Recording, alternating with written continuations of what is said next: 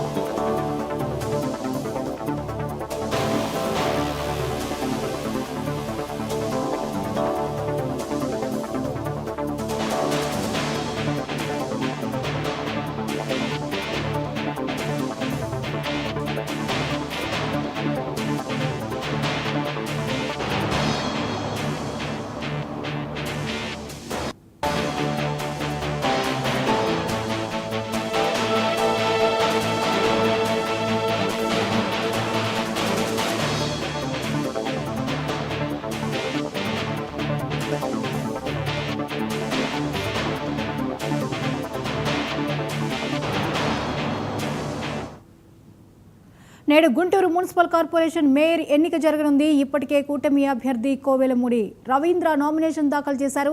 కార్పొరేషన్లో కూటమికి 34, వైసీపీకి 29 మంది బలమున్నారు. అయితే మేయర్ పదవికి పోటీపై వైసీపీ ఎలాంటి నిర్ణయం తీసుకోకపోవడంతో అధికార పార్టీకి అవకాశాలు ఎక్కువగా ఉన్నాయి. ఇక ఈ అంశంపై మరిన్ని అప్డేట్స్ని కొండలరావు అందిస్తారు. కొండలరావు, ఇక మేయర్ పదవి ఎవరిని వరించబోతోంది? ఈ ఎన్నిక ఎలా జరగబోతోంది?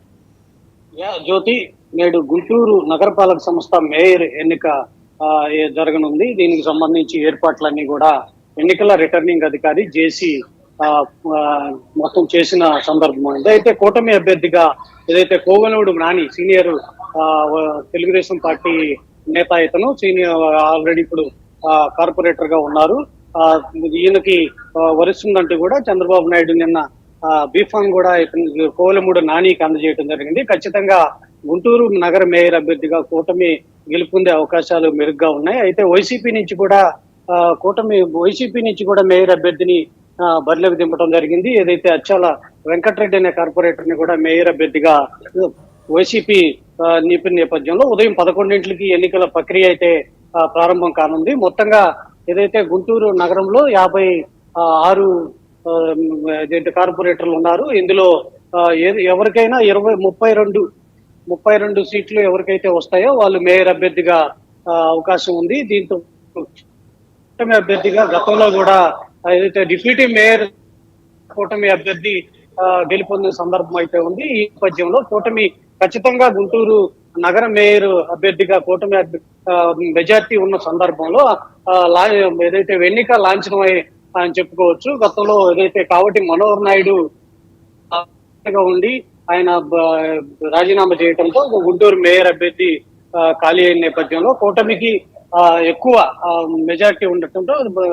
ఖచ్చితంగా ఇది కూటమి అభ్యర్థిగా కోవెలమూడి నాని గెలుపొందే అవకాశం ఉంది. మరోపక్క వైసీపీ అభ్యర్థి కూడా బరిలోకి దించడంతో బలం లేకపోయినా సరే, అంటే ఏదైతే కూటమికి సంబంధించి అభ్యర్థులు గతంలో 11 మంది ఎలక్షన్ లో గెలిచిన నేపథ్యంలో మిగతా వాళ్ళందరూ కూడా వైసీపీకి సంబంధించిన కార్పొరేట్ వైసీపీ కూడా విప్ జారీ చేయడం జరిగింది. విప్ జారీ చేసిన నేపథ్యంలో వైసీపీ కార్పొరేటర్లు ఏదైతే కూటమి అభ్యర్థికి మద్దతు పలుకుతామంటూ హామీ ఇచ్చిన నేపథ్యంలో కూటమి అభ్యర్థి గెలుపొందే అవకాశం అయితే ఉంది. జ్యోతి, రైట్, థ్యాంక్ యూ కొండలరావు.